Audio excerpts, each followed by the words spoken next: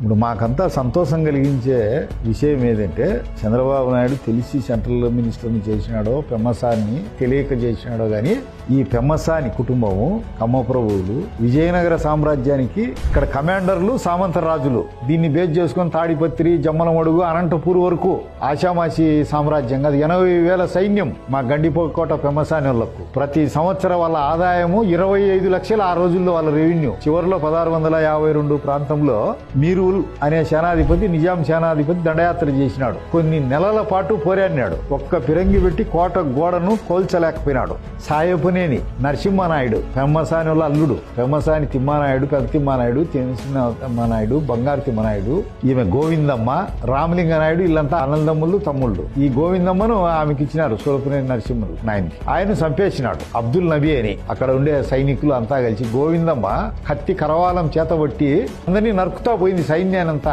అంతటి వీరోచితమైన చరిత్ర పేరుంది మావాడు మా గండికోట రాజవంశానికి చెందిన పెమ్మసాని చంద్రశేఖర్కు కేంద్ర మంత్రి పదవి ఇవ్వడం మాకు సంతోషం ఎందుకంటే ఇప్పటికే గండికోటకు చాలా నిధులు సమకూర్చినాడు కడప జిల్లాకు కావాల్సిన రైల్వే ప్రాజెక్టులు గాని రైల్వే లైన్లు గాని నీటిపారుదల వసతులు కానీ పైనుంచి ఫండ్స్ రాబట్టడం గాని చేస్తాడని గండికోటను పురాతన వైభవం అంతా కనపడే విధంగా చేయిస్తాడని మాకు నమ్మకం ఉంది మాకంతా కడప జిల్లా ప్రజానీకానికంతా చాలా సంతోషంగా ఉంది